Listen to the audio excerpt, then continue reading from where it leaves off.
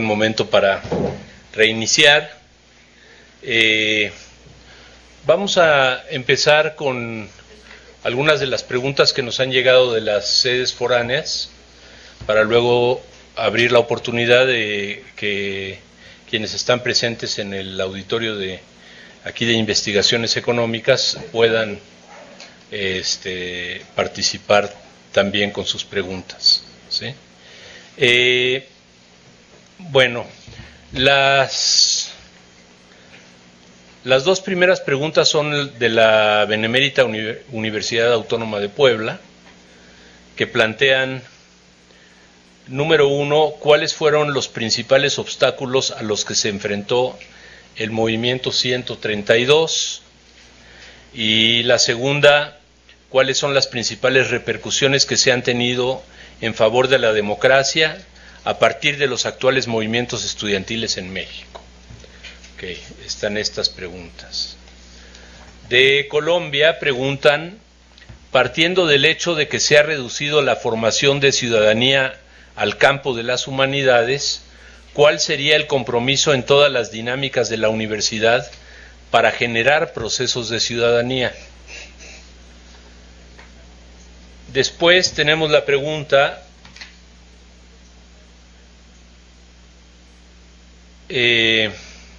¿Sidibe qué es? De Mali. Según usted, ¿cuál es la diferencia entre los movimientos estudiantiles de 68 y los de hoy en cuanto a lo que se puede llamar ciudadanía estudiantil? Las voy a leer todas y así las puedo abordar de mejor manera. ¿Los movimientos estudiantiles son un mal necesario para el desarrollo de un país o se deben evitar con políticas públicas que atiendan prospectivamente los desafíos del sistema educativo nacional? Esto es del Politécnico. Luego es de la FES Aragón. Se habla mucho de conciencia ciudadana, de asumir la responsabilidad social del universitario, pero ¿cómo hacer que realmente se lleve a cabo y llegar hasta el final? Y de la, aquí dice UAM y FES Aragón, si todas las universidades contribuyen a concientizar a la población estudiantil porque los estudiantes no responden a potencializar la catalización en los movimientos sociales que han surgido, ¿por qué los estudiantes no responden a potencializar la catalización en los movimientos sociales que han surgido en los últimos tiempos? Lo menciono porque observo que en mi universidad no todos participan. Y también de la UAM, comentarios y preguntas de la UAMX. Nos atrajo que se haya planteado una superación de la idea del ciudadano y la construcción de ciudadanía como sujeto de derechos para poner el acento en la participación y organización política de jóvenes estudiantes, donde se crean posibilidades de transformación frente a las tendencias a la pasividad que se promueven desde las instituciones educativas. También llama la atención que no hayas empleado términos de activismo, disidencia, protesta, desobediencia civil, y en su lugar colocas la atención hacia la idea de responsabilidad de los movimientos estudiantiles y sus posibilidades de generar acuerdos a pesar de su heterogeneidad, promoviendo una conciencia ciudadana nueva. Ahora bien, ¿qué ocurre cuando esos movimientos estudiantiles terminan en situaciones de violencia, de represión, y las generaciones siguientes terminan en la pasividad más que en una conciencia ciudadana activa? Bueno, pues hay un conjunto interesante de preguntas, ¿no?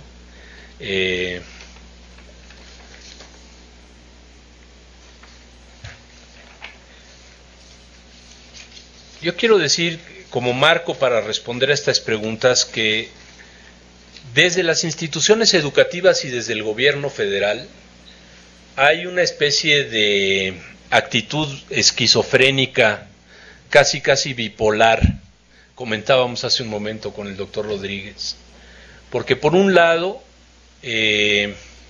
hay como el discurso permanente de la importancia de que los jóvenes se formen y adquieran valores ciudadanos y asuman responsabilidades y se informen y participen políticamente, y estén al día de lo que está ocurriendo y reclamen sus derechos y que se organicen y todo esto, pero no en mi universidad. Aquí no. O sea, todo eso está muy bien, pero no ahorita. O no de manera, o no lo expresen de manera organizada, o no salgan a la calle, o no me vayan a armar un desmadre, pues, para ponerlo así de manera sencilla, ¿no? Entonces, y de lo mismo desde el gobierno, ¿no? Recuerden ustedes las reacciones al movimiento Yo Soy 132. Después de un momento en el cual el PRI cambia incluso de vocero, no oficialmente, pero de quien opina sobre el 132.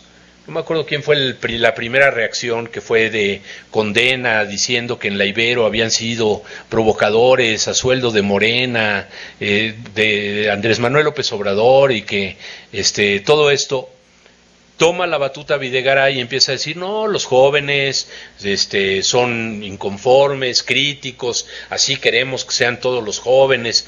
Casi todos los rectores de las universidades decían a los medios de comunicación, está muy bien, los jóvenes deben participar, no sé qué. Y yo creo que casi en todas las universidades se hicieron los máximos esfuerzos para tratar de terminar con la movilización, ¿no?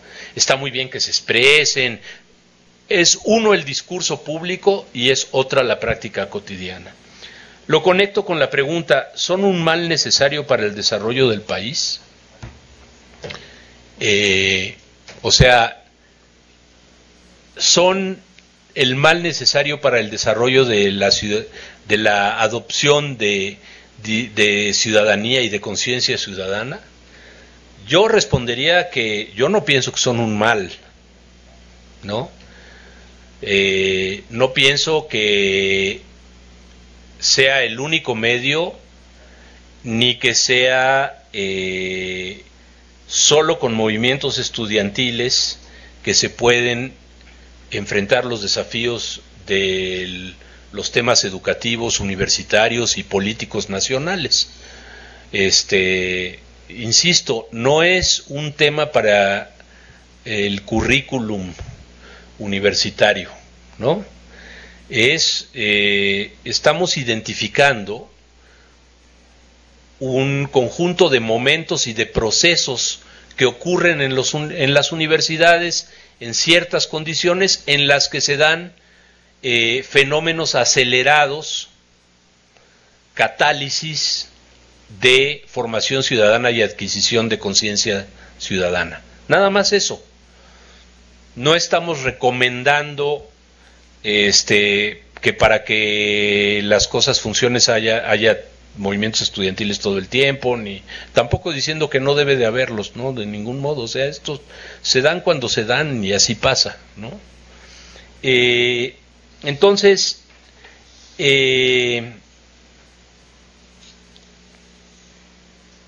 yo creo que los movimientos estudiantiles han aportado un montón de cosas que hoy se aceptan como incluso elementos constitutivos de la historia de las universidades, pero que se desprenden del entorno y el contexto en el que fueron logrados, en particular por movimientos estudiantiles. Y déjenme poner un ejemplo, la autonomía universitaria. La autonomía universitaria es una conquista del movimiento estudiantil, en particular la de la UNAM, del movimiento estudiantil de 1929. Hay mucha gente que no sabe por qué somos autónomos, pero pregunten ustedes quién está en contra de la autonomía de la universidad, y nadie está en contra. Y cuando uno les dice, bueno, pues esa autonomía que tú tanto valoras, la ganó un movimiento estudiantil, entonces ya empiezan a hacerse así, caray, no, pues no sabía, ¿no? O no quería saber. Entonces, las repercusiones de los movimientos estudiantiles en favor de procesos democráticos en México son múltiples, ¿no? Desde la autonomía en 1929, por ejemplo, ¿no? El movimiento de 68 con la generación de sindicatos independientes, de periódicos, de prensa libre, de organizaciones políticas, de organizaciones campesinas y obreras, un montonal de cosas, desde las formas diferentes de estudiar la realidad nacional.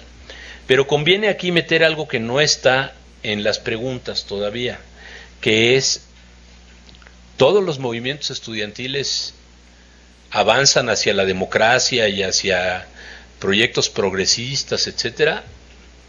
No. Eso no quiere decir que no sean generadores de conciencia ciudadana. Y por eso hablamos de que hay ciudadanizaciones diferentes. Por ejemplo, en 1933 se da el debate caso Lombardo sobre la libertad de cátedra.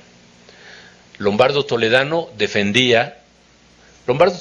era un marxista ortodoxo, rígido como pocos, que no estaba en el PRI, quién sabe por qué, porque era como una especie de priista seguidor del marxismo más ortodoxo, ¿no? Y por el otro lado estaba un filósofo fascista, admirador de Hitler, que era Antonio Caso. O sea, dos personajes complicados. Dan, en el contexto del primer Congreso de los Universitarios Mexicanos, el debate entre educación socialista y libertad de cátedra. Lombardo defendía la educación socialista, Antonio Caso la libertad de cátedra. En la votación del Congreso gana Lombardo. Inmediatamente Caso, o encubierto bajo el discurso de Caso, los estudiantes católicos de derecha superconservadores de esta universidad sacan al rector, que se llamaba Roberto Medellín, corren a Lombardo, que era director de la Escuela Nacional Preparatoria, y se establece la rectoría de Gómez Morín, que duró apenas 2 años en la rectoría de la universidad y que se fue de aquí a formar el PAN. Hubo una socialización de muchos estudiantes y profesores universitarios, conservadores, católicos de derecha, que pasaron a conformar con una perspectiva ciudadana ciertamente distinta, por ejemplo, a la de los estudiantes del 68, un proyecto de participación en el devenir nacional, ¿no? Entonces, no podemos tener el mito de que todos los movimientos estudiantiles son de izquierda y progresistas.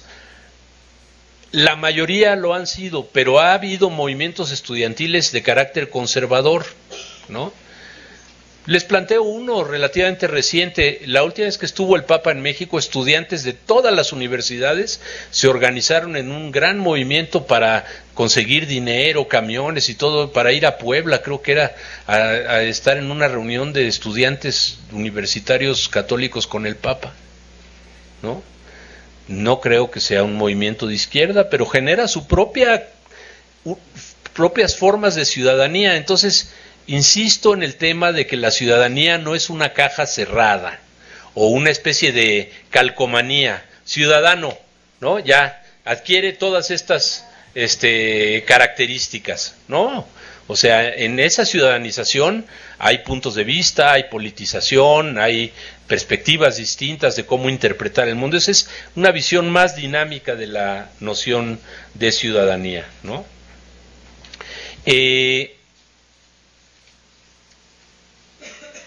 Frente a esos movimientos estudiantiles ha habido reacciones diversas, generalmente de condena, de muy fuerte condena, en donde se repite desde el poder federal o de las propias autoridades universitarias la acusación de que son fuerzas o intereses extraños a la universidad, que no tienen que ver con la verdadera vida académica, que son estudiantes confundidos, que han sido agitados por provocadores profesionales, estas cosas. Bueno, esto no es nuevo. Incluso el movimiento de huelga de estudiantes del 29, que hoy todo mundo reivindica en la consecución de la autonomía, fue catalogado como tal desde el gobierno federal. Y esto provoca en muchas ocasiones salidas de violencia y represión, ¿no? El movimiento de 68 es una muestra muy clara, probablemente la más fuerte. El movimiento del 29 hubo una represión muy fuerte y la muerte de un estudiante, que es cuando el gobierno de Portes Gil decide negociar y ceder la autonomía, ¿no? Que no era estrictamente una demanda de ese movimiento, ya lo hemos explicado en varias sesiones. El movimiento del 10 de junio, cuando apenas salen los líderes de 68 de la cárcel y el movimiento estudiantil en México empieza a recuperar su organización y le pegan el golpe de la matanza del Jueves de Corpus, ¿no? El Estado ha recurrido o por ejemplo la entrada de la policía a la UNAM para terminar la huelga del 99-2000 con un montonal de detenidos. Afortunadamente, aunque en ese movimiento murieron algunas personas en situaciones accidentales, no hubo una condición en donde la represión directamente provocara la muerte de estudiantes. Es algo que afortunadamente no ocurrió. Entonces, es cierto que la violencia, como preguntaban los colegas de la Universidad Autónoma del Estado de México, tiene efectos en los movimientos y en la apreciación política que los estudiantes que participan en ellos o que vienen después tienen sobre esos movimientos, ¿no? Creo que, por ejemplo, después del 68 vivimos un periodo muy largo en el cual no hubo movimientos estudiantiles de masas, casi hasta 1986 con el Consejo Estudiantil Universitario. Después del 99-2000 el movimiento viene hasta casi el 2012 con el Yo Soy 132.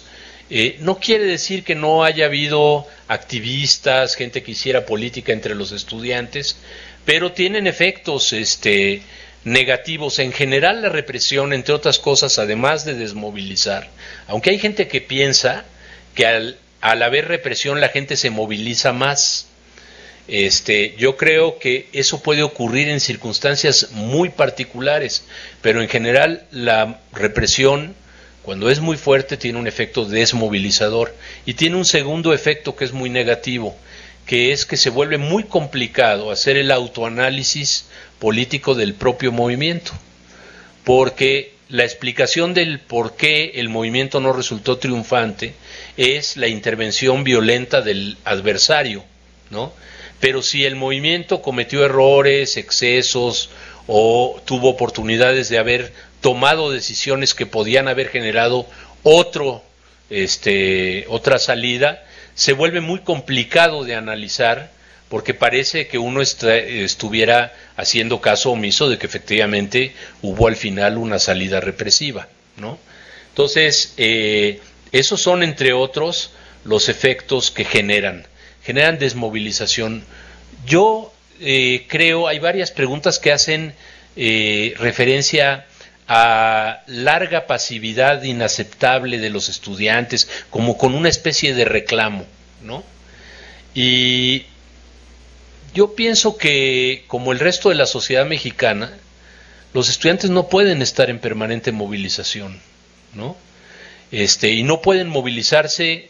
Pueden tener simpatía por muchas de las causas que hay en el país, pero no pueden estar permanentemente saliendo a ser copartícipes y acompañar a todos los movimientos que se dan en México.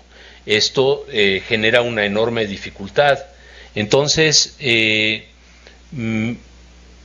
creo que afortunadamente la naturaleza cambiante de los estudiantes genera procesos distintos de politización y de movilización. Y si en algunas ocasiones la violencia con la que el Estado enfrenta a los movimientos genera desmovilización y pasividad. También hay tradiciones permanentes del movimiento que permiten sobreponerse a eso, ¿no? O sea, pensar en el 2 de octubre y darnos cuenta que después de él ha habido ya un buen número de movimientos estudiantiles de masas nos muestra que existe la capacidad de sobreponerse incluso a circunstancias tan difíciles como esas, ¿no? Se dice, hay otra pregunta que plantea cuál es la diferencia entre la conciencia ciudadana que promovía el 68 y la que hay hoy. Si asumimos que la conciencia ciudadana y la ciudadanización son históricas y contextuales, es diferente, o sea, es completamente diferente, ¿no? El 68, por ejemplo, genera en un sector importante de estudiantes universitarios una decisión de ir a los movimientos armados como única opción para transformar el país. Porque en el México de entonces, en donde cualquier pequeña movilización se encontraba con una tremenda confrontación militar por parte del Estado, eso aparecía como una opción. Yo creo que hoy, por ejemplo, los movimientos ven eso como una opción bastante más lejana y distante. No quiere decir que nunca más va a volver a aparecer en el escenario. No me refiero a esto como etapas superadas. Lo que quiero decir es que a cada circunstancia histórica corresponde una forma de asumir la ciudadanía y asumir la politización y las formas de organización, etcétera. Bueno, voy lidiando con estas así. No entiendo qué se quiere decir cuando se plantea que la adquisición de conciencia ciudadana y el planteamiento de responsabilidad social de la universidad realmente se lleven a cabo hasta llegar al final. Primero, no entiendo qué es el final, ¿no? O sea, al final puede haber muchos finales diversos, unos deseables, otros no, pero no me queda claro qué es. Yo entiendo esto como un proceso continuo, ¿no? No quiere decir que habrá un movimiento estudiantil que sea el último porque ya logró todo lo que se podía lograr, ¿no? Pues yo supongo que en el momento que se consigan una serie de cosas o que hemos conseguido, por ejemplo, la gratuidad de la educación, esto no quiere decir que no haya otro movimiento, y lo hubo. Vino el 132, y ustedes vean que hay de los 16 candidatos a rectoría, no hay ni uno que plantee que debe haber cuotas en la UNAM. Eso se llama hegemonía. Los movimientos estudiantiles conseguimos establecer eso. No digo que de hoy y para siempre, por un tiempo, pero por un tiempo largo, que ese es un tema intocado. Pero eso no quiere decir que los estudiantes no tienen otros temas por los cuales movilizarse. ¿Dónde está el final? ¿Qué quiere decir llegar realmente a algún lugar? O sea, yo creo que los estudiantes van llegando en distintas movilizaciones a donde se puede llegar. A veces ni siquiera hasta donde se cree que se podría llegar, ¿no? O sea, me parece, por ejemplo, que si tomamos el 132, ¿qué más podría haber logrado el 132? Digo, podría haber logrado, ojalá, que perdiera Peña Nieto, hubiera sido formidable. A lo mejor habría que haberlo revivido entonces para confrontar a López Obrador, porque vayan ustedes a saber qué locuras podía haber hecho, ¿no? No sé, seguramente que los estudiantes no iban a decir, no, ahora sí ya se resolvieron los problemas nacionales, ¿no? O los de la universidad, o ya todo está tranquilo y no tenemos ninguna razón para movilizarnos, ¿no? Se llegó a generar una conciencia colectiva frente al proceso electoral y una conciencia colectiva muy poderosa frente a los medios de comunicación. Y yo creo que eso fue llegar al final en las condiciones que había en ese momento, ¿no? Y que se llegará al final en otras condiciones.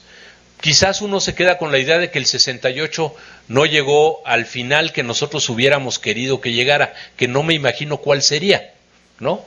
Pero me parece complicada la pregunta, y por eso quizás es muy difusa mi respuesta, ¿no? ¿Qué obstáculos enfrentó principalmente el 132? Enfrentó a los medios de comunicación, pero al mismo tiempo se alimentó de los medios de comunicación, porque el 132 no solo operó en las redes sociales, sino que logró meterse a los medios. Al criticar a los medios le abrieron espacio al 132 y luego y al mismo tiempo combatieron al 132, ¿no? Enfrentaron, por ejemplo, a la bipolaridad del discurso de autoridades universitarias que trataban, que por un lado enaltecían al 132 y por otro lado lo trataban de controlar, por ejemplo, ¿no? Enfrentó, en su momento no hubo, en lo que fue el momento álgido del 132, no hubo acciones de represión, no enfrentó afortunadamente a la fuerza pública, ¿no? Tuvo posibilidad de desarrollar sus movilizaciones de manera adecuada, y luego enfrentó una situación muy compleja, que era que las demandas estaban concentradas sobre el momento electoral, y cuando el momento electoral se definió de una manera o de otra, se quedó más o menos sin un contenido muy claro de por dónde avanzar. Insisto en esta lógica de que hay de esta especie de reclamo a los estudiantes de que no catalizan otros movimientos sociales en todos los tiempos, etcétera, de que no todos participan. Es cierto que no todos participan, ¿no? En unas ocasiones participan más, en otras participan menos. De repente yo me acuerdo de la marcha del 20 de noviembre del año pasado por Ayotzinapa, y había una cantidad de gente ahí que jamás en mi vida me hubiera imaginado que pudieran ir a una movilización, y estaban ahí, ¿no? Y yo creo que la participación de la gente no es independiente de las causas, ni del contexto, ni de los momentos en los que se dan, ¿no? Hay veces que ni los activistas participan, ¿no? Hay veces, o sea, yo no fui al último 2 de octubre, pero tengo, o sea, me imagino que los 50 años del 2 de octubre no me los voy a perder, pero no creo que haya una lógica de pasar lista de quién participa, cuándo participa, dónde participa y hasta dónde, ¿no? Híjole, es que aquí llegaron 5 de la Inés León.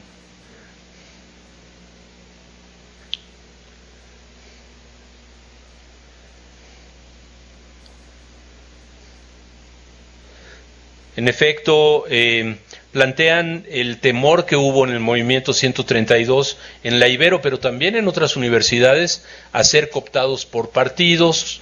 En general, en todos los participantes del 132 había una tremenda desconfianza a los partidos políticos.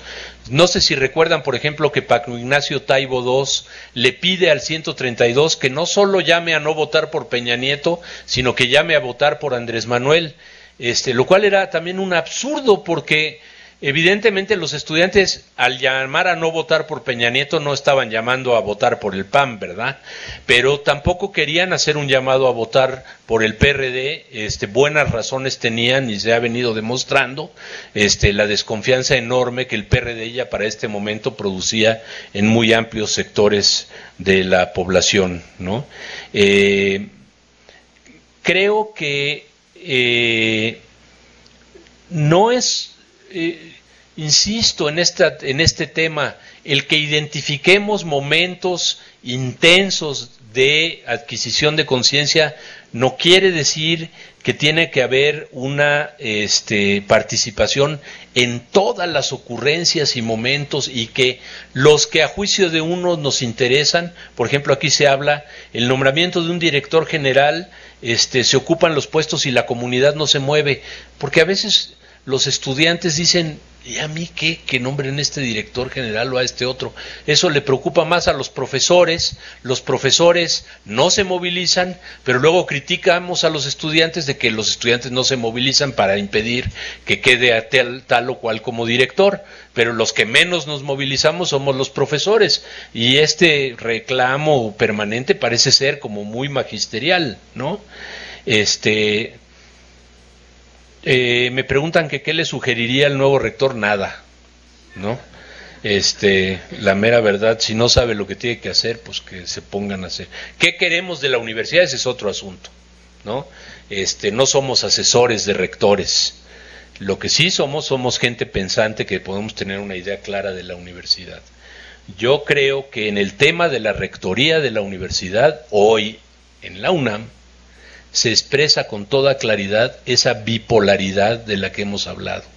Participen, que los jóvenes sean conscientes, que se hagan cargo de su destino, que se informen, todo, pero perdonen, pero aquí al rector lo nombra la Junta de Gobierno y lo más que pueden ustedes hacer es ir a visitar a algún miembro de la Junta y decirle, mire usted, a mí me gusta aunque no le guste ninguno, pero pues no tiene sentido ir a la Junta para decirle, oiga, de esos 16 no hacen uno, ¿no? Que tampoco me parece que sea el caso, pero bueno, porque podía ser una opinión de alguien, ¿no? Entonces, yo creo que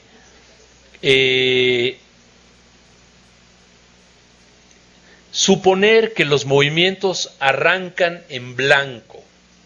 Se dice que el movimiento 132 no tenía ninguna formación ciudadana. No, si no hubiera tenido ninguna formación ciudadana no hubiera nacido. En el momento en que se levantaron los estudiantes en la Ibero a reclamar la represión en Atenco, había entre un número de estudiantes que participaban en ello una formación ciudadana. Y en el momento que los acusan de ser provocadores de López Obrador y deciden 131 estudiantes de la Ibero sacarse el video con las credenciales, hay una actitud ciudadana de decir, reivindico mi derecho a decir lo que quiera sin que tú me descalifiques diciendo que no soy estudiante, ¿no? Entonces, ahora es como el huevo y la gallina, ¿qué vino primero? ¿La formación ciudadana o el movimiento? ¿No? Yo creo que hay algo de concepción ciudadana que se enriquece, se fortalece, se transforma incluso con las movilizaciones, ¿no? Yo pienso, y voy a cerrar esta parte y ahorita abrimos a las preguntas aquí en el auditorio. Hay una pregunta que dice que se ha reducido la formación ciudadana solo al campo de las humanidades. Si nosotros la pensamos estrictamente como formación curricular, a lo mejor es cierto. Se podría decir, mira, es que los estudiantes de ingeniería o de ciencias no tienen formación ciudadana porque no llevan ninguna materia de ciudadanía 1, ¿no? O sea, nadie lleva una materia de ciudadanía 1, pero adquiere una formación ciudadana en clases de historia, en otro tipo de cursos, ciertamente. Pero a ver, ¿cómo explican, por ejemplo, que en esta universidad una de las facultades con mayores niveles de participación históricamente es la Facultad de Ciencias, con las carreras de física, matemáticas, biología? O sea, algo de formación tiene que haber ahí, ¿no? Y entonces insisto en que la universidad genera formación ciudadana en las prácticas de convivencia cotidiana dentro de la universidad, hasta en actos que nos pueden parecer tan poco trascendentes como la elección de representantes estudiantiles cada 2 años. Lo decía yo antes, si uno quiere participar, si uno no quiere participar, decide no participar, y esa es una decisión ciudadana. O sea, yo no estoy de acuerdo con esa idea de que el que no vota no es un ciudadano, no está cumpliendo con sus obligaciones. O sea, yo verdaderamente en la última elección estuve muy, muy, muy tentado a no votar y lo hice. No fui a votar, ¿no? Pero me considero un ciudadano que ejerció su derecho a no votar, porque no había nadie que me pareciera que valiera la pena, ¿no? Ni siquiera ir a abstenerme, porque yo pensaba que ir a abstenerme era ir a votar por el presidente del INE que acababa de hacer el oso con la grabación telefónica.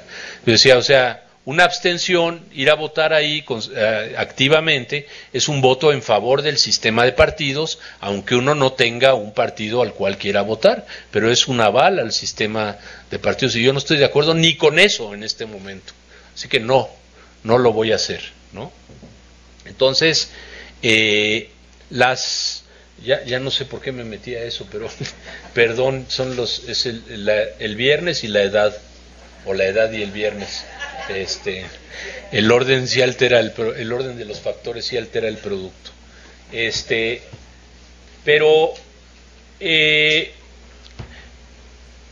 volvamos al asunto, a ver si de repente se me prende la neurona correspondiente. De lo paradójico de la situación que estamos viviendo en la universidad, en donde nos quitan el derecho a participar como ciudadanos universitarios del nombramiento de nuestras autoridades, ¿sí?, al mismo tiempo que nos dicen que tenemos que formarnos como buenos ciudadanos, ¿no? Entonces es una condición verdaderamente absurda y muy complicada. Entonces, bueno, aquí voy a dejarlo. Antes de que falle más, vamos a abrir las preguntas de acá, a ver si se reactiva. A ver, pues adelante. Bueno, doctor, muy buenas noches. Mi nombre es Aquiles Hervas, yo vengo de Ecuador. Tuve la oportunidad durante un par de años de representar a la Confederación de Estudiantes de allá de mi país, y ahí en el seno del movimiento estudiantil hacíamos algunas reflexiones, ¿no? Muchas, de hecho. Entre ellas una que me parece que pasa algo similar en México, pero en Ecuador, a pesar de que la educación es gratuita, por condiciones estructurales previas termina ponderándose una presencia cualitativa mayoritaria de lo que se denomina como clase media, ¿no? Ya en términos reales pienso que esta no existe, porque existen quienes explotan y quienes son explotados, pero esta clase media es la que tiene de cierta manera la presencia mayoritaria en la universidad, y los problemas de la clase media tienen como una doble dimensión, una dimensión material real que es completamente común a cualquier dinámica que se analice en términos del sistema, y también una dimensión ideológica. En esta dimensión ideológica es más compleja la capacidad de convocatoria, y en el movimiento lo que solíamos hacer en el Ecuador es como una suerte de estar muy atentos a cualquier acontecimiento, suceso que afecte el sentido común, indistintamente de la condición ideológica que tenga quienes representan la mayor representación en la universidad, ¿no? Son universidades muy grandes en muchos casos, pero comparadas poblacionalmente con los sectores en los cuales se asientan, pues no llegan a un porcentaje representativo. Por ejemplo, ahora es la universidad más grande en la que nos encontramos, parece que tiene 250.000 o 180.000 habitantes. Uno diría, eso es inmenso, pero bueno, poblacionalmente para un lugar de 30 millones es muy pequeño. Las movilizaciones pueden ser muy grandes, pero proporcionalmente también es muy pequeño. Lo mismo solía pasar allá. Entonces, la pregunta va por qué apreciación se tiene sobre esa configuración, ¿no?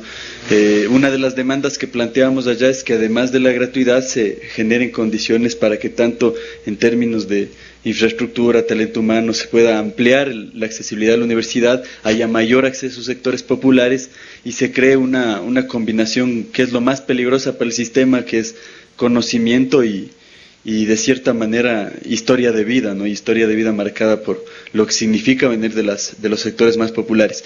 Y de allí poder tener mucho mejores condiciones de articulación de un movimiento social que pueda prolongarse más en el tiempo y salga de la reacción esta a los momentos específicos, a las circunstancias, a las coyunturas, que es en la que nosotros pasábamos sorteando mucho, ¿no? Es decir, tratar de estar muy atentos a esas circunstancias que afecten el sentido común o pequeñas crisis que se suelen dar tanto internamente en la universidad como hacia afuera, para poder ahí como plantear la convocatoria, ahí plantear la discusión, ahí avanzar en el programa, ahí modificar los estatutos, los reglamentos, el proyecto del movimiento como tal y todas estas cuestiones.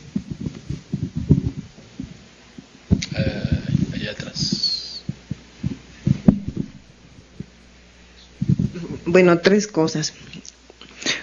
Me parece que sí, la ponencia muy atractiva, porque tú fuiste un líder estudiantil importante, ahora un investigador progresista a mi modo de ver, que ha apuntado que en esta universidad se premia bien más los puntos que la docencia, etcétera, pero sí hay como una idealización, a mí me parece, del movimiento estudiantil, porque, y bueno, yo he participado en todas las marchas, en todos los eventos desde la elección del 88, hemos participado los ciudadanos constantemente en las movilizaciones civiles pacíficas y apartidistas, pero vemos que México va para atrás, ¿no? En el Latinobarómetro, la ciudadanía, los mexicanos no confiamos en las autoridades. Después de 47 años hay una masacre en Iguala.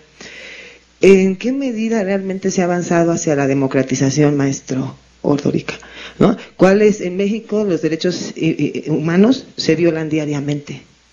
En México es el nivel donde más periodistas desaparecen, muertos. En México hay un nivel de feminicidio y de violencia terrible. Entonces, ese es el contexto, ¿de acuerdo?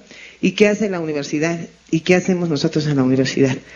Los estudiantes no están motivados a la participación política porque los partidos, pues nada más es para su beneficio. El señor Imaz se va de funcionario, comete corrupción y desacredita toda una lucha también. No podría decir que él es el movimiento estudiantil, pero sí se desacreditó en su persona. Entonces, como que hay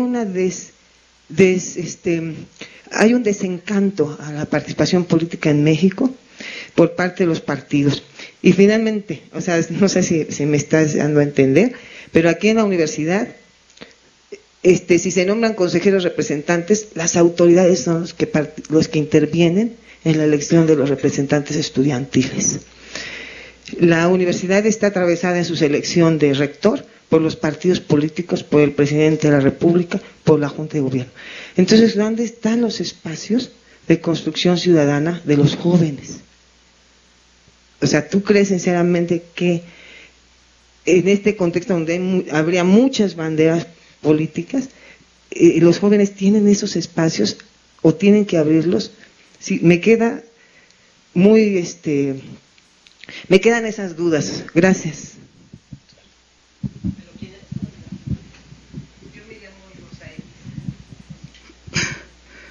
Buenas noches, soy Emma Garcilaso Uribe de la Escuela Nacional Preparatoria, plantel 8.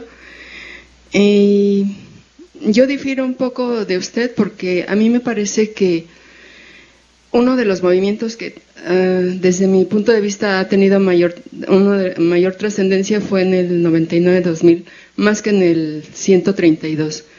¿Qué hubiese pasado si el movimiento 132 surge en la universidad, no en una universidad particular?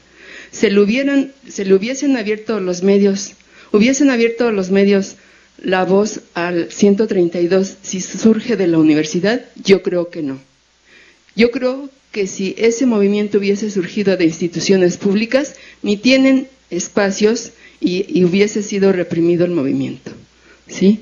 Ese es mi punto de vista, y creo que el movimiento 132, al final de cuentas, los líderes fueron cooptados por los medios de comunicación y desde mi punto de vista no han tenido una trayectoria de seguimiento hacia el gobierno federal. Gracias.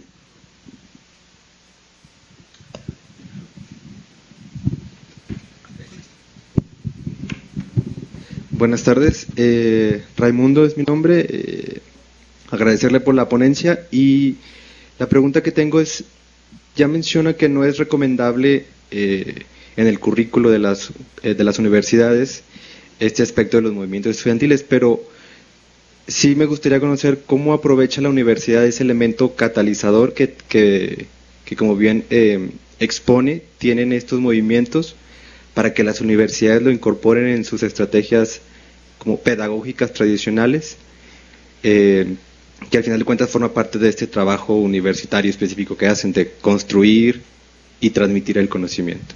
Gracias.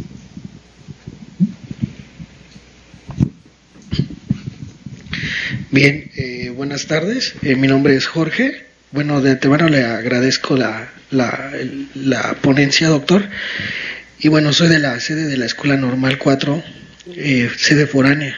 Bien, primero quisiera contextualizar un poco rápidamente la pregunta. quisiera abordar el aspecto de cómo son las escuelas normales digamos, en el ámbito, en el Estado de México, ¿no? Es un subsistema pequeño, digamos, de 36 normales, digamos, todo dedicado tiempo completo a la construcción de competencias docentes, etcétera. Sin embargo, el lado político y el lado del fomento del pensamiento crítico, del humanismo, se ha dejado un poco de lado, haciendo que nos orientemos hacia la formación de profesores que manejen más tecnicismos, hacia la idoneidad, ¿no? Como ahora lo maneja la evaluación docente, ¿no? Que es bastante arbitraria, punitiva. Entonces, en este sentido, ¿cuáles serían unas pautas o cuáles serían, digamos, una visión prospectiva de la construcción de una agenda política que oriente hacia la formación de docentes que formen ese concepto de ciudadanía, pero también que tengan una identidad ética para poder, digamos, progresar en pro de los movimientos, a la par de los movimientos universitarios, pero que vayan hacia el progreso del país, ¿no? Bueno, esa sería la pregunta. Bueno, Rosario, bien, gracias por la conferencia, muy motivante para pensar diversas variables relacionadas con el tema. Yo lo que quisiera plantear, o la conclusión que me queda un poco en la cabeza, es que pareciera ser como que hay una exigencia hacia la formación ciudadana y la participación a un objetivo común. Y yo, como entendí la conferencia, es que estamos hablando de una ciudadanía plural, que tan válido es que haya una participación en defensa de los animales, o de los perros, o ahora tan de moda los gatos, como la necesidad de pensar en defender a los ancianos o cualquier causa. Creo que aquí a lo mejor lo que faltaría enfatizar serían como las tensiones que hay ante un ideal de objetivo común de participación ciudadana que, en mi modo de ver, surge de los problemas tan graves que vivimos en nuestro país, y que pareciera que inspiran un poco pensar en esa orientación de solución, la participación ciudadana, no solamente de los jóvenes, sino de todos. Aquí ese reclamo de pensar que por alguna razón los jóvenes tendrían que ser los que van delante, pues también me parece como un síntoma de cómo vivimos la ciudadanía. Entonces, en conclusión, yo lo que quisiera saber es qué tensión hay en ese como imaginario ideal de lo que pensamos como ciudadanía y participación, que culminaría a lo mejor en esa idea de llegar al final como compartir un objetivo que solucionara y que estableciera pues lo que en el discurso democrático se dice, en el ejercicio y aplicación de las leyes como están planteadas. Creo que en esas tensiones cabría como que la universidad y la educación en general dota de esas capacidades de conocer para que en su momento pues detonen, pero que no son exclusivas de un sector de la población. Eso yo creo desde el seno familiar y toda la educación básica y demás son cosas que se deben de ir fomentando y trabajando. Okay. Bueno, a ver, yo quiero recordar una cosa, ¿de qué estamos hablando? Porque entonces parece que de repente nos podemos perder. Estamos hablando de que existe en el discurso, por lo menos, una recurrente alusión a que hay una conexión entre la universidad y la formación de ciudadanos. Y empezamos preguntándonos si eso es cierto o no es cierto. Y vimos que hay varias dimensiones en donde ocurre que la universidad tiene un efecto en la formación de ciudadanos, un impacto en la formación ciudadana y la adquisición de conciencia ciudadana. No es el único espacio de la sociedad donde se adquiere esto. ¿no? Pero es un espacio importante que tiene un efecto sobre quienes conforman la universidad, en particular los estudiantes, pero también sobre la sociedad en su conjunto, ¿no? Pero insisto, no es el único espacio. Segundo, estamos pensando que la ciudadanía es algo bastante más vasto que un conjunto de derechos que se adquieren al cumplir 18 años, ¿sí?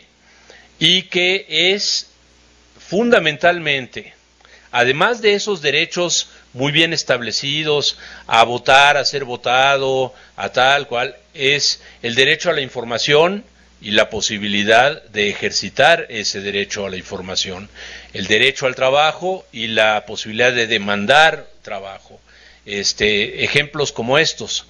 Pero también decimos que ciudadanía es la capacidad soberana, individual, de formar una interpretación propia del mundo a partir de nuestra preparación y nuestra experiencia y nuestra tradición y todo aquello que influya en cómo vemos el mundo.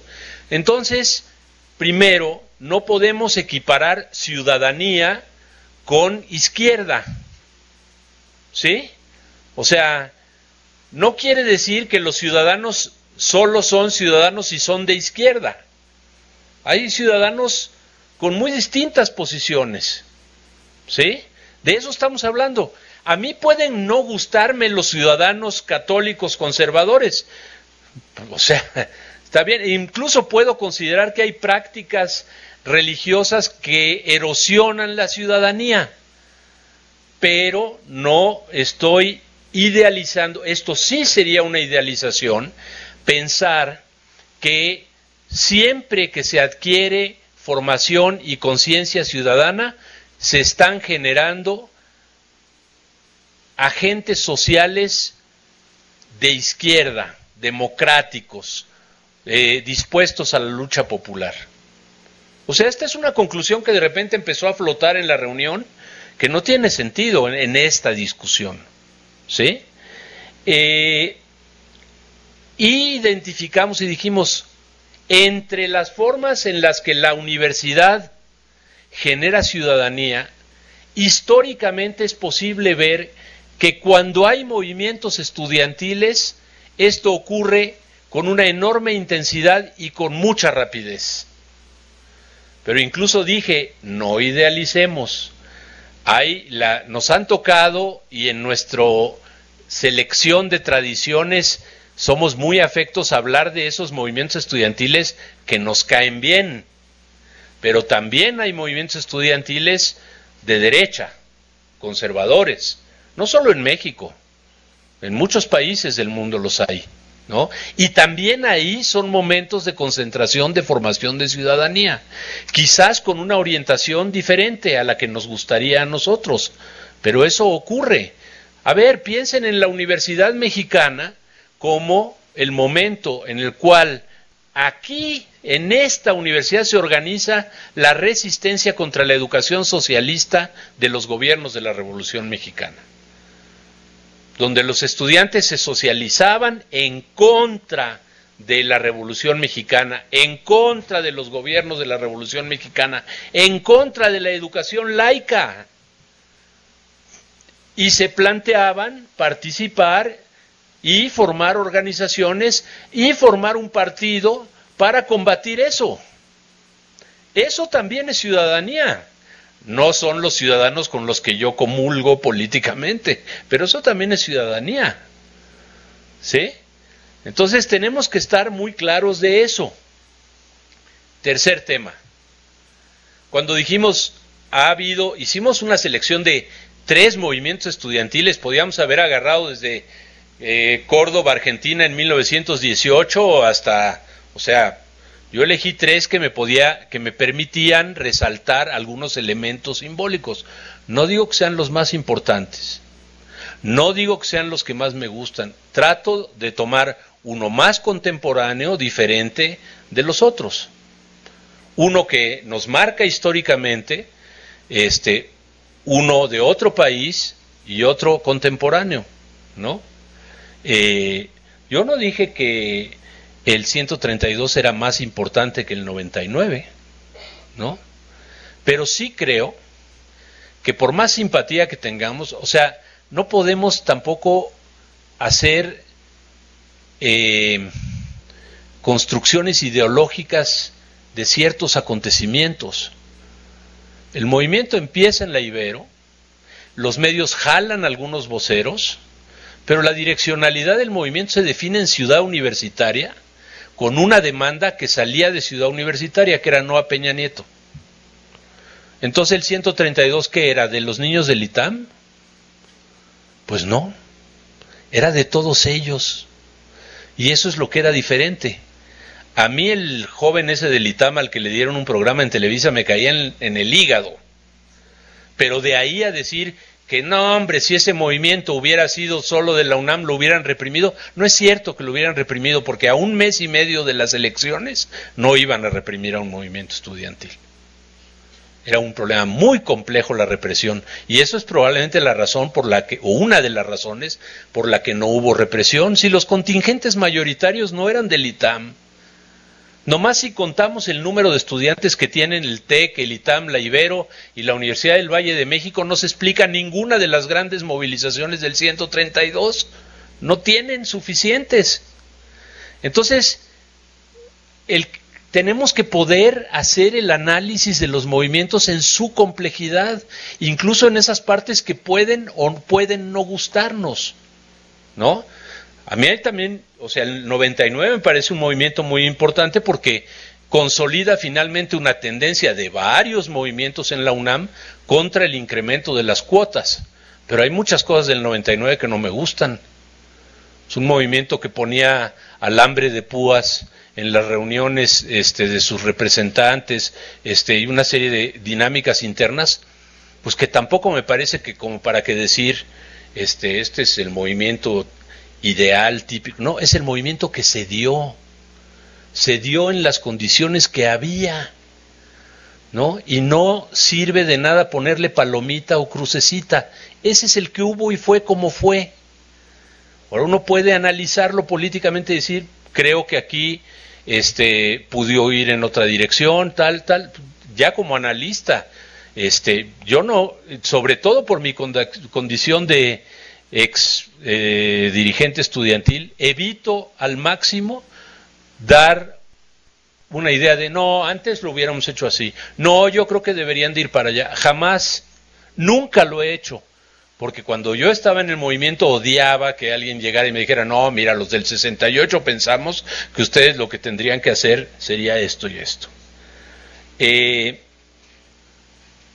que fue trascendente el 99-2000, muy trascendente. De que ganó sus demandas y perdió la correlación de fuerzas, también lo creo. O sea, es un movimiento muy paradójico, ¿no? No subieron las cuotas, se desvinculó hasta cierto punto del examen del Ceneval, ¿no? Ganó la idea de que se hiciera un congreso universitario y luego no tuvo la fuerza porque no quedó nada, ¿no?, para empujar ese congreso universitario. Entonces, gana las demandas y pierde la correlación de fuerzas porque hay una derechización general de la universidad, ¿no? Eso es un producto del movimiento también, ¿eh? Entonces, muy complejo. Entonces, y creo que hay que entenderlo, y nos explicó de alguna manera el fenómeno de desmovilización que vino después. Yo creo que tampoco el argumento es, miren cuántos movimientos estudiantiles tenemos y lo bien que vamos. No. O sea, quieren que el país está de la fregada. En términos de pobreza estamos en niveles de hace 40 años, la economía está destruida, la violencia está generalizada, la impartición de las leyes es una catástrofe, o sea, estamos destrozados. Ahora, a mí cuando salen el 132 a la calle o cuando salen cientos de miles de jóvenes a protestar por Ayotzinapa, la esperanza crece, porque yo veo que por ahí es por donde pueden venir cosas, pero a lo mejor no, a lo mejor podría haber un movimiento fascista de estudiantes que como reacción a la violencia les diera por el lado de que lo que hay que hacer es contra la violencia, violencia y endurecimiento y no a la democracia, no sé, o sea, y eso no estaría yo de acuerdo, o sea, lo combatiría, lo criticaría, lo que ustedes digan, pero uno tendría que observar que existe, ¿no? Entonces no hay una intención de decir de que gracias a los movimientos estudiantiles México ha ido para adelante. No, pues los movimientos estudiantiles han producido avances en algunas cosas, en otras no se ha logrado, y en general el proceso político ha ido para adelante y para atrás. Hay cosas en las que estamos mejor, hay otras en las que estamos peor. Hay mejores leyes para cuestiones de género, sin embargo, hay las muertas de Juárez, hay más atención a los temas de derechos humanos, pero hay 43 desaparecidos. Hace años, en los 70, hubo 600 desaparecidos, ¿verdad? De esos ahora no se acuerda casi nadie, ¿no? Pero luchamos mucho tiempo por la aparición de toda una serie de activistas políticos que fueron desaparecidos por el gobierno, ¿no? Entonces, si los estudiantes dejamos en algún momento o dejan ahora que las autoridades les intervengan las elecciones de consejeros, pues tienen un problema. Ellos, ¿no? O sea, porque hasta en Derecho, que era la facultad más ruda, hubo momentos donde fuimos a pelear que hubiera buenas elecciones de consejeros. Ahora, yo entiendo a veces a los estudiantes que digan, ¿para el consejo técnico? O sea, un enorme esfuerzo para ganar una planilla al consejo técnico que va a decidir los nombramientos de profesores, que no va a decidir nada que tenga que ver conmigo. Mira, yo no le entro. El uso racional del esfuerzo político me parece también razonable, ¿no? Decía José Martí que la gente muchas veces tiene claro por qué cosas verdaderamente vale la pena pelear y cuáles son cosas que no necesariamente merecen todo nuestro esfuerzo y nuestra dedicación y compromiso, ¿no? Cuando dije que no era recomendable meter los movimientos estudiantiles al currículo, lo dije un poco en un tono sarcástico, Raimundo. O sea, la idea era que no hubiera también una idealización de repente decir, no, pues, o sea, lo mejor que tienen las universidades son sus movimientos estudiantiles. No, yo no creo. O sea, yo creo que es una parte, para mí, muy bonita, muy importante de la historia de las universidades, es parte de la dinámica política y de la historia de nuestras instituciones de educación superior. Ahora, lo que quiero decir es que porque se podía hacer una interpretación de que no, lo que el doctor Ordorica propone ya es que ni entremos a clase, que los estudiantes estén todo el día haciendo algún movimiento sobre algo para ver de qué se trata, porque ahí se forma mucho la gente, ¿no? O sea, no es eso. Entonces, por eso decía, no se trata de convertirlo casi en movimiento estudiantil 101, materia de primer semestre, ¿no? Sino es algo que surge cuando hay necesidad y cuando hay los actores que lo pueden llevar adelante, ¿no? Y corre paralelo, digamos, a nuestra formación. Finalmente, como estudiantes, activistas o no, dirigentes, participantes, al final de todo nos queremos recibir, porque no queremos seguir siendo dirigentes estudiantiles hasta los 144 años, ¿no? O sea, no, pues me fue rete bien, yo lo hacía muy bien eso, pero fíjate que tengo 60 y sigo. Hay uno ahí en la Facultad de Ciencias, se llama Javier Fernández, ¿no? Sigue dirigiendo estudiantes y tiene 65, casi 70 años, ¿no? Bueno, hay gente que no logra superar ese asunto. Ahora, de que hay cosas que tenemos que pelear para un tipo de formación ciudadana importante en la currícula, yo creo que sí, ese es otro tema. Por ejemplo, yo creo que nosotros deberíamos de tener una serie de materias obligatorias transversales. Por ejemplo, sobre género, sobre medio ambiente, sobre pobreza y desigualdad, ¿no?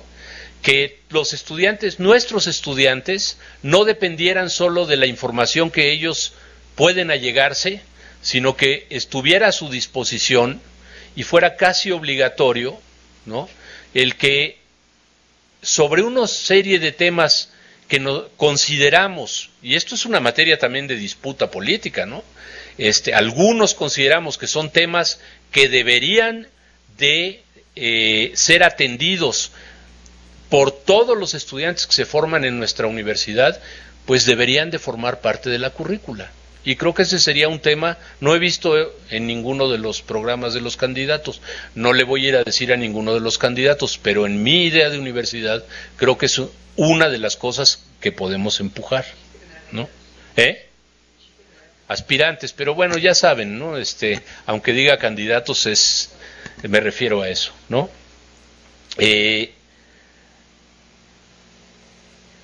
Creo que el tema de las normales es hoy un tema crucial. Está la reforma educativa y uno de los temas hoy es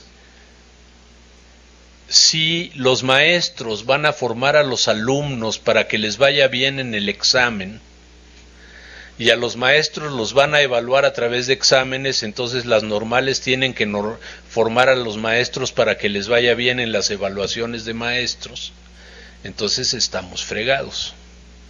Entonces creo que un tema central a discutir dentro de las escuelas normales es cómo las políticas de formación de docentes tienen que tener un referente de mucho más profundidad y largo plazo que el desempeño adecuado en las evaluaciones magisteriales. Y eso corresponde con una visión del proyecto educativo de país que nosotros queremos.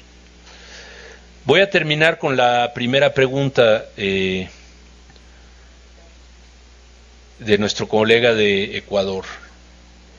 En varias ocasiones he planteado aquí que considero que la educación superior es un espacio en disputa. Me parece que hoy en día no es tan simple como para plantearlo como un espacio de disputa de proletarios y capitalistas, porque la sociedad contemporánea, aunque sigue manteniendo como parte de su configuración esta forma analítica que planteó Marx en el siglo XIX, ¿no?, se ha modificado.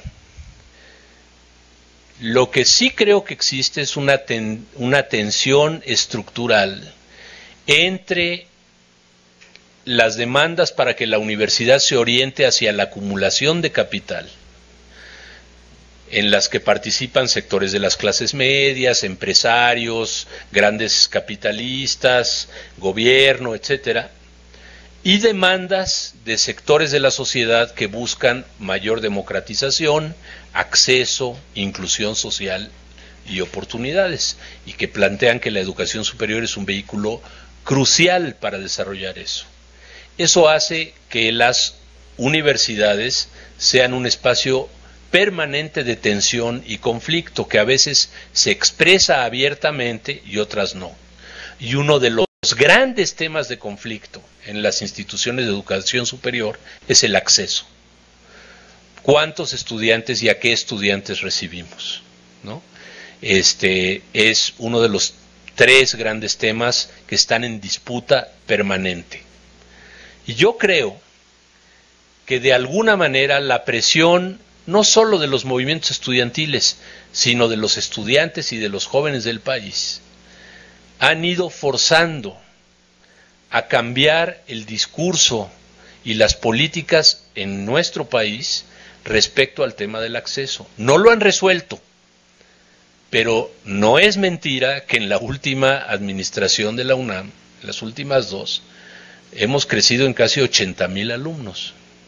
Tenemos casi 350,000 estudiantes en nuestra universidad, ¿sí?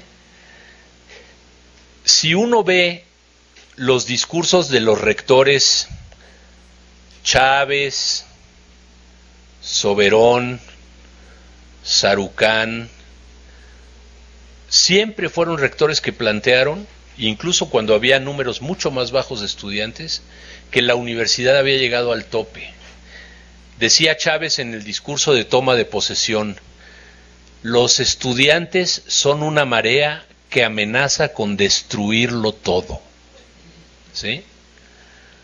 Por voluntad propia, convencimiento o lo que sea, el rector saliente de la UNAM hoy reivindica el papel de la universidad en la posibilidad de atender a más y más estudiantes. Y en los programas de los candidatos me parece que solo hay 2 que plantean que hay que poner un límite al crecimiento de la universidad, mientras que todos los demás plantean que es necesario seguir abriendo opciones y plantear formas más inclusivas.